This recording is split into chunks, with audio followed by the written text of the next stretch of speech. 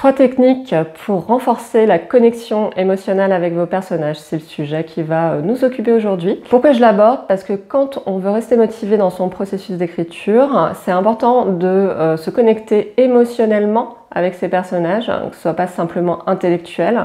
Les émotions, c'est très important parce que non seulement ça va décupler votre plaisir d'écriture, mais surtout par rapport à vos lecteurs, ils seront susceptibles d'en ressentir davantage si vous-même vous êtes connecté émotionnellement à vos personnages. Il y a 3 techniques qui vont vous permettre de renforcer, de développer cette connexion émotionnelle.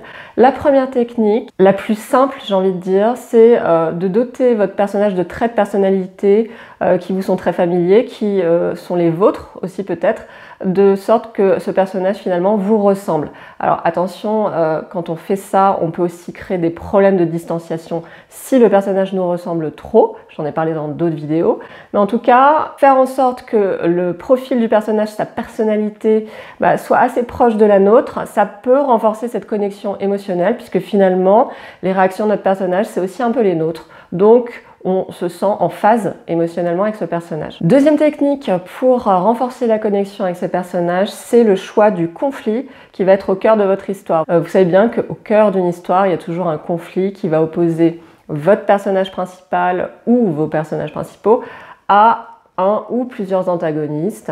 Il y a toujours une opposition que vous devez soigneusement concevoir. Et le conflit auquel va être confronté votre personnage principal, ça peut être un conflit que vous aurez personnellement vécu ou dont vous aurez été le témoin, un conflit qui vous touche parce qu'il charrie des émotions justement qui résonnent fortement avec ce que vous êtes, un conflit qui vous tient à cœur parce qu'il porte aussi en lui-même des valeurs que vous souhaitez défendre. Le choix du conflit, c'est vraiment un très bon moyen de renforcer sa connexion émotionnelle avec les personnages, puisque vous mettez en scène un personnage qui va affronter des obstacles, vivre des choses que vous aurez peut-être vécues, qui vont déclencher des émotions chez vous, des émotions potentiellement fortes.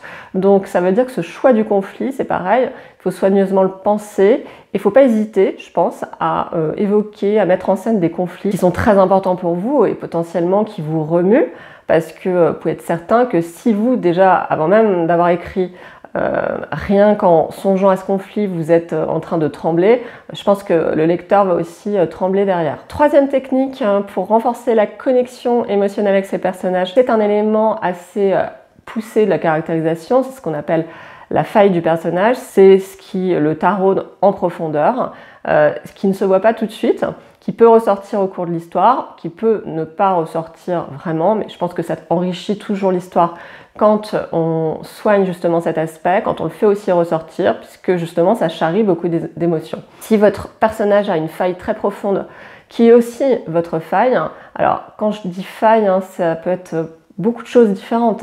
Il y a des gens par exemple qui souffrent d'un sentiment de dévalorisation, sentiment d'abandon, sentiment de ne pas être à la hauteur, sentiment de plein de choses. Il y a plein de failles possibles chez tout le monde. Et vous-même, vous avez des failles. Donc pourquoi ne pas utiliser l'une de ces failles finalement pour construire votre personnage principal, notamment, puisque c'est lui, encore une fois, qui va driver l'histoire. Ça vous permettra de renforcer cette connexion émotionnelle parce que, encore une fois, vous allez vous reconnaître dans ce personnage et vous savez ce qui le taraude au fond de lui ou d'elle. Et du coup, vous allez avoir une certaine empathie pour lui, vous allez l'animer, voilà, avec cette espèce d'empathie qui va faire que je pense que le personnage va susciter des émotions par ce qu'il fait, par ce qu'il dit, qui seront plus fortes potentiellement ou plus subtiles que dans le cas où vous ne partagez pas du tout la faille de votre personnage. Après, c'est pas une obligation de partager la faille de son personnage, mais voilà, c'est vraiment dans l'optique de renforcer cette connexion émotionnelle. Vous pouvez évidemment cumuler toutes ces techniques. Bon, ça va faire beaucoup d'émotions, mais pourquoi pas. Vous pouvez en prendre une seule, vous voyez ce que ça donne. Il faut vraiment beaucoup tester aussi quand on écrit. En tout cas, ce sont vraiment des techniques qui fonctionnent. Je l'ai observé à la fois sur moi, sur mes clients, sur mes étudiants, ça marche très bien.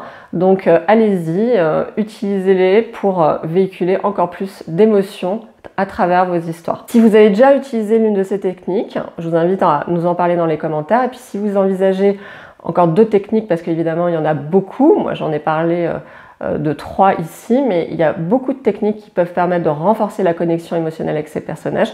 N'hésitez pas à nous en parler dans les commentaires parce que ça va enrichir le débat justement et c'est le but de cette chaîne. Je vous souhaite une très belle semaine, une très bonne écriture à vous.